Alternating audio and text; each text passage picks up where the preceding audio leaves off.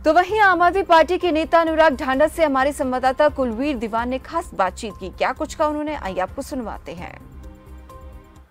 महिला कोच के साथ छेड़छाड़ करने के आरोपी हरियाणा के मंत्री के खिलाफ चंडीगढ़ पुलिस ने जो चार्जशीट फाइल की है, उस पर मंत्री की भूमिका पर कई सवाल खड़े किए हैं और इन्हीं सवालों को लेकर अब आम आदमी पार्टी सरकार के खिलाफ मोर्चा खोल रही है। मेरे साथ अनुराग ढांडा हैं। ढांडा साहब, आपने कहा कि महिला की सुरक्षा को खतरा है, किस आधार पर आप लगाइए? देखिए, खुद पीड़ित जूनियर महिला कोच कह रही हैं और कल उन्होंने कैमरे के ऊपर सीआईडी के एक अधिकारी को कैद किया जो उनको धमकी देने आया था और वो कह रही है कि उसने गन भी दिखाई थी उनको। तो ऐसी स्थिति में सरकार से तो विश्वास पूरी तरह से उठ ही जाता है। और क्या जब सरकार इस हद तक आ गई है, सीआईडी के पीछा करने का मतलब आज भी मुझे ये बताया गया उनके परिवार के द्वारा कि आज भी कुछ देर पहले सीआईडी की एक टीम से भिड़ंत हुई है और सीआईडी की एक टीम लगातार टेल कर रही है उनको, कह रहे हैं सुरक्षा में तैनात हैं। तो ऑर्डर कहाँ है, आदेश कहाँ है कि सुरक्षा में तैनात है? सिविल ड्रेस में क्यों है?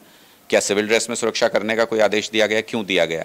इन सारी बातों को स्पष्ट होना बहुत जरूरी है क्योंकि पूरा हरियाणा इस वक्त पीड़ित महिला कोच की सुरक्षा को लेकर के चिंतित है। क्योंकि सीआईडी सीधे मुख्यमंत्री को रिपोर्ट करती है। सवाल यह भी उठता है क्योंकि गृह मंत्री तो मना कर चुके हैं कि सीआईडी तो मुझे नहीं रिपोर्ट करती, पुलिस कह रही है कि हमें भी नहीं सूचना देती सीआईडी सीधे सीएम के माथात आती है। और अगर सीआईडी सीधे इन्वॉल्व है, टेल कर रही है लगातार पीड़ित महिला कोच को, धमकी दे रही है, तो इसका मतलब मुख्यमंत्री का दफ्तर इस पूरे मामले में इन्वॉल्व है। जिसको मुख्यमंत्री के दफ्तर से खतरा हो, मुख्यमंत्री से खतरा हो, ऐसे व्यक्ति की सुरक्षा की क्या जिम्मेदारी और कौन लेगा जिम्मेदारी?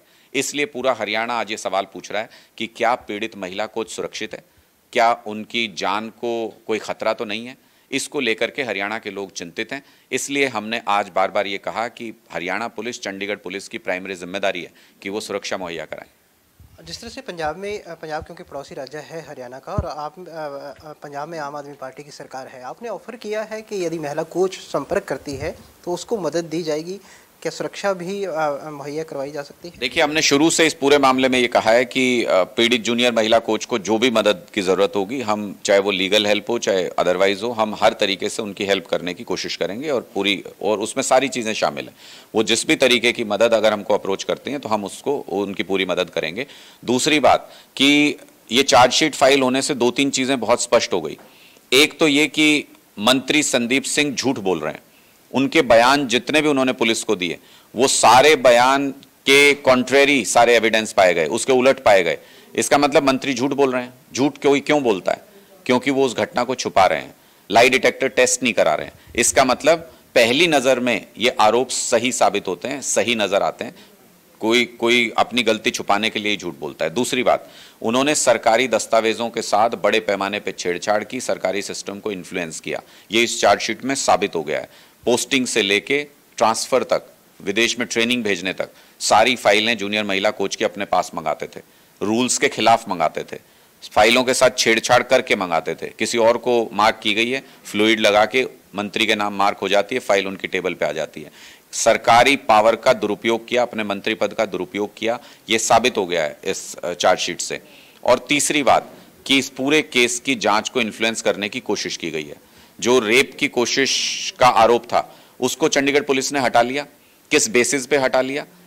जहां ये घटना हुई उसके आगे और पीछे के सारे जो बयान दिए पीड़ित महिला कोच ने, वो सारे सही हैं, उनका वहां जाना सही है, उनको अंदर घर की पूरी जानकारी मिली जब दोबारा क्राइम सीन पे लेकर के जाया गया। जब उनके सारे एविडेंसेस, सारे बयान सही हैं, तो उसके आधार पे जब वो कह रही हैं कि बंद कमरे के अंदर उनके साथ ऐसी कोशिश हुई, एक तरफ झूठा मंत्री है, एक तरफ सच बोलने वाली पीड़ित महिला कोच है, किसके बयान को मानेगी चंडीगढ़ पुलिस? क्यों उन्होंने इस मामले में इस धारा को हटाया? तो इससे पता चलता है कि चंडीगढ़ पुलिस भी दबाव में काम कर रही थी, जानबूझ के इस धारा को हटाया गया।